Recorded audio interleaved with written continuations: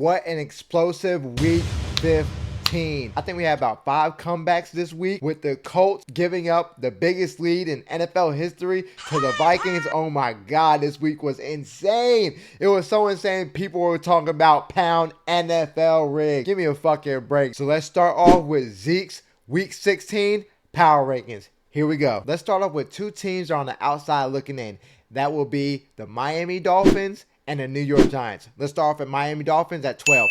Miami Dolphins, I think they lost 3 straight so far. That finesse offense is starting to catch up to them. They really need a power running game. Tua, inconsistent.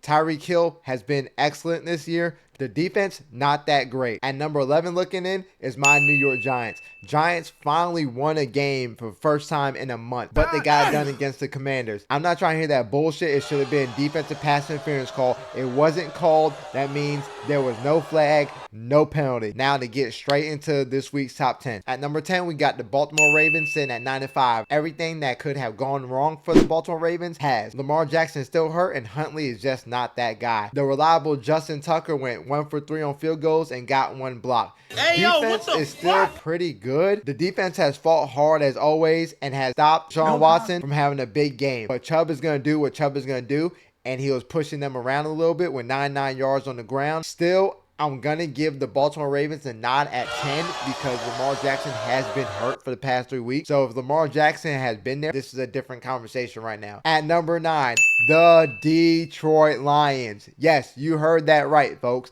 The Detroit Lions. Folks, this is not a drill. The Detroit Lions are at my top 10 at number 9. Detroit, winners of 6 of the last 7, is hotter than fish grease.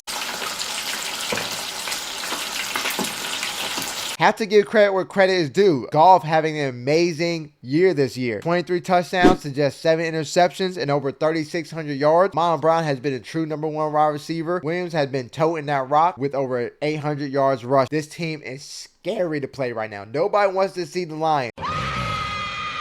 They are a top 10 offense, but what scares me about the Lions is still their defense is just atrocious. They did a good job against the Jets, but that's Zach Wilson. Let's see what they could do next week. At number 8, we got the 8-6 Los Angeles Chargers. Chargers are in full control of their destiny right now, and don't get me wrong, I don't love them at number 8. They've been hot lately. They're winners of 3 of the last 4 games. Justin Herbert playing his ass off this year. To be honest with you, I don't love the Chargers, and I believe they're very inconsistent, especially on the defensive side of the ball. Regardless of the names on the back of their jersey, they could just be pushed around a little bit. They are bottom half in the league in defense. As a whole, their team is like a box of chocolates. You never know what you're going to get.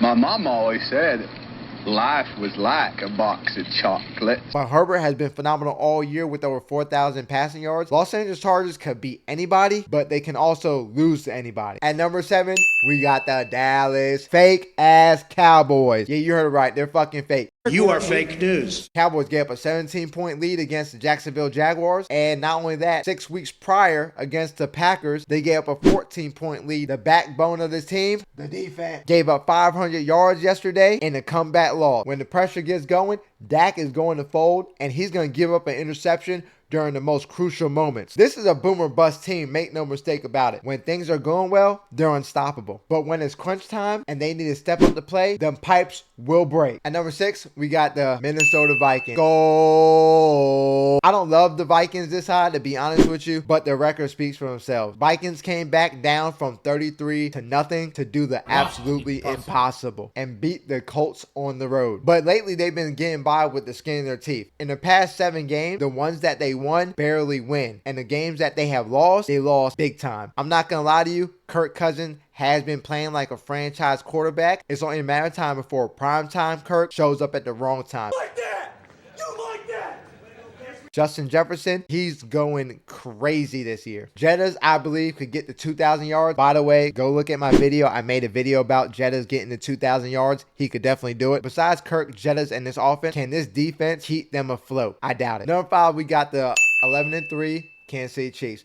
I already talked about this last week in my power ranking. This team will live and die off Mahomes' right arm, which is not a bad thing to die off of, but if he's not playing at a great level, where are they left at? Their defense kind of middle of the pack, doesn't really do anything well for me besides getting pressure. But what will happen if Mahomes has a bad day? If the Texans could take this team to overtime, imagine what one of the best teams in AFC could do in the next 4 weeks. At number 4, we got the 11-3 Bills. Similar to the Chiefs, it's Josh Allen or bust. On Saturday night against the Dolphins, Allen did it again. He led the team in passing, of course, but he also led the team in running. If he could throw it to himself, he probably would. This team needs an answer at running back. They need to step up. Take some of the pressure off of Allen. This defense is not as good as it was last year. They're just kind of in the middle of the pack. The defense just don't have that bite that you're accustomed to seeing with the McDermott defense. If Allen is having just an average game, this team could get bounced in the playoffs really fast. My number 3 team for this week's power ranking is the 10-4 Cincinnati Bengals. Red hot. After trailing 17-0 against the Buccaneers Sunday night, they went on a 34-0 run to close out that game. They made Brady in the second half look like the white Jamarcus Russell. Burrow, first quarterback in team history to have back-to-back 30-yard touchdown season. They could beat you through the air with a 3-headed monster. They could beat you on the ground with Pirine and Mixon. They could do it all. The only thing that scares me with the Bengals is their secondary is really banged up. They're having to move practice guys up, play on the active roster, and when the playoff come time, that's not going to work. But they are still the most dangerous team in the AFC.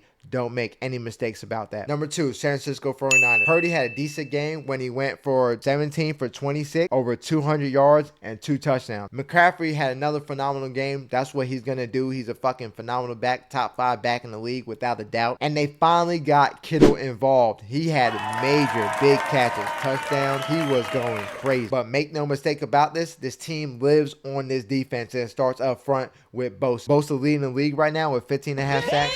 Most likely will be the defensive player of the year. Fred Warner playing like a man with his hair on fire. And you can't forget about Ward, who locked up DK Metcalf. Ward traveled with Metcalf no matter where he was at on the field. The only question is, can Brock do it when it matters? And at number 1, of course, you have the 13-1 Philadelphia Eagles. Look, what else can I say? They're the best team in the league. They could give it to you on the ground with Miles Sanders and Jalen Hurts. They could destroy you in the air with A.J. Brown and Devontae Smith. They are the complete package. They will get after your quarterback. Their defense is really good. They're stingy on defense in the running game and the passing game. The Bears did a good job against the Eagles on Sunday, limiting their rushing attack. That only opened up holes for Devontae Smith and A.J. Brown to both go over 100 yards. They're just unstoppable at this point. But the Eagles right now still sit at my number 1 spot 2 weeks in a row. Okay, sports lovers, comment down below.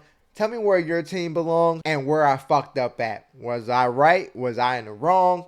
Where could I put your team at? As always, like, comment, subscribe. And this is Zeke Talking Sport. I'm out. Peace. Like and subscribe, and don't forget to like and subscribe and follow me on